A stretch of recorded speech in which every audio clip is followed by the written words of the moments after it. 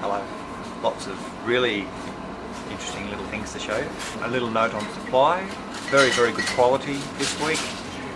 We are a little bit light on a few things still. Limited amount of broccoli and cauliflowers, but we've got brilliant biodynamic collards. Strawberries, good supply, and lots of brilliant leafy greens. Some of those brassica types are just a little bit slow at the moment, so we'll do our best to fill all your orders. Given that we had this little bit of a cold snap just to finish off winter, we thought we'd put together a nice little immune boosting juice pack. So this is what you get. You get a kilo of juicing carrots, about 300 grams of beetroot, a quarter of celery, a kilo of second grade apples for juicing, and a knob of ginger, slightly bigger than that, about 100 grams of ginger. So we figured we'd make it nice and easy for you to round out winter and get yourself off to a nice healthy start to spring. This week's special, Pink Ladies. First grade Pink Ladies, $5.99. Look, lots of you still bought a surprisingly amount of Pink Ladies. Even when the Fuji's were on special. There is a fan base out there, so we thought we'd give them a run. Good supply of our Packhams, again from Greenland, Victoria. Small Bear Bosch, small bergamot. Now Patterson mandarins, Emperors. Quite juicy and reasonably sweet. A little bit seedy, very good value.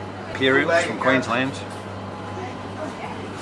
Still eating the best at the moment, these are exceptional. Not very many seeds, really juicy, really sweet. John's oranges, however, are absolutely outstanding, so we've ditched the Queensland supply, sticking solely with his fruit from Patterson. Very, very, very good quality. Nice sized pink mammoth custard apples. These are still quite firm. I would guesstimate they're 4 or 5 days away from eating. Avocados, nice big size. We've got some that have got a little bit of give in them, so you can, for early in the week, and some harder ones for later in the week. Pineapples are start a nice size and have sweetened up and are eating lovely. Nani's nice size fingers. A little bit of colour starting to show, so you know, eating well Wednesday, Thursday, Friday for this lot. The strawberries are outstanding. Nice large pieces. Look at that colour all the way through and quite juicy. Last week we said we'd talk a little bit about quinoa. Spelled Q-U-I-N-O-A, it's pronounced quinoa this week, just as rice supply and some grains in terms of supply starts to become a bit of an issue, I suppose, at the moment with the drought and the like. So I guess to perhaps suggest some alternatives for you. Here we have some quinoa, the grain here, which it is actually technically a seed, uncooked. Then we have some here which has been lightly pan-fried, dry roasted, nice to throw into salads.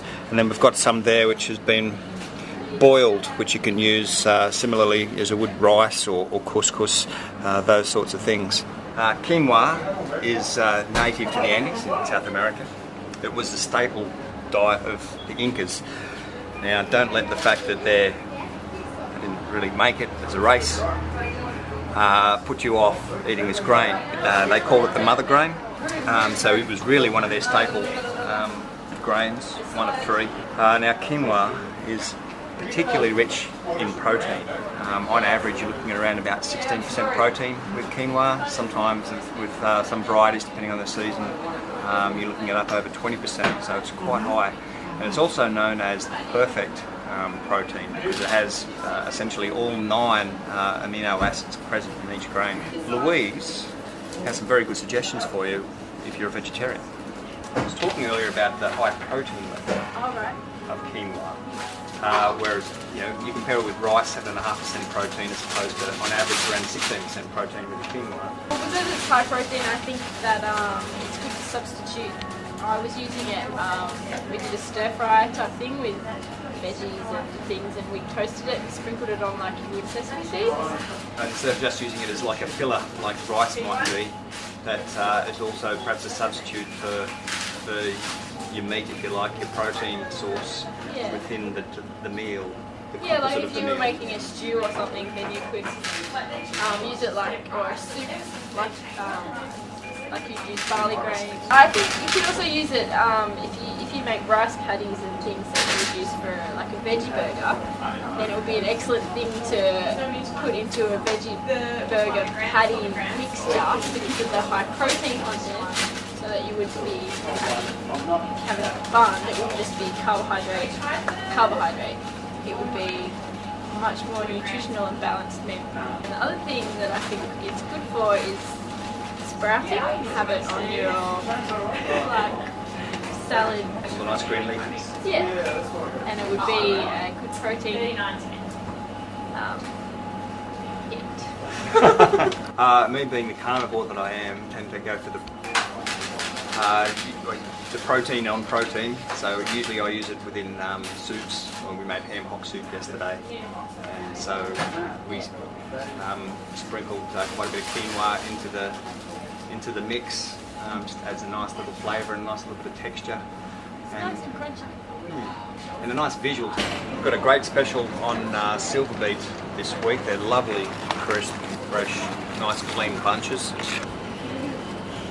Beautiful. But it really is all about the greens this week. We've got some lovely chuisam, beautiful coriander, nice large bunches, really fragrant. We've got a little bit of the beautiful, beautiful kale, which we're really building up a following for from Pine Haven. Great to throw in your salads. Look, a little bit of that toasted quinoa sprinkled over that. Beautiful. Cos lettuce. There we go. They're nice, clean. A little bit better than we probably had in the last couple of weeks. How ironic that, middle of winter, when we probably would most like to have access to garlic, that it becomes unavailable. But we've got garlic greens for you this week. Very subtly flavoured in terms of the garlic element of it all, but it'll certainly bring that component to your dishes until the next harvest of fresh garlic. Lovely little Lebanese cucumbers this week. Cauliflowers I mentioned earlier, which are absolutely outstanding but limited in supply. Still lots of lovely root vegetables with our parsnips, turnips, Swedes, beetroot, nice Dutch creams, Nicolas, fresh dug kiflers. Something we don't often show. These are sugar snap peas, and they're one of the really outstanding things we have in here at the moment. Very crunchy, very sweet. Just great to throw into a salad or preferably eat raw, but you can throw it into a stir fry if need be. Celery bunches are on the large size, so halves and quarters of the go. Beautiful carrots. Broccoli, as I said, shortish supply. They're nice small florets. I didn't mention when I was doing the fruit, but the watermelon is absolutely outstanding. It is very, very, very sweet. Look, a little bit wrong, I suppose, having it this time of year, but it is Australian grown and coming from the northern climes. If I was you, on a picnic rug, middle of the day, out of the wind, and you might just convince yourself it's summer. In our zucchini, which has been of short supply of late for the black zucchini, we've got these little Lebanese zucchinis this week. Look, they'll be beautiful just to slice down the middle and bake whole. And the butcher, bacon and ham back in stock. Thanks very much for watching. I hope you got something out of it. Look, next week we're going to visit Peacock Grove, biodynamic olive oil grown just up past Rutherford. So nice and local and fresh. And, we'll see you then.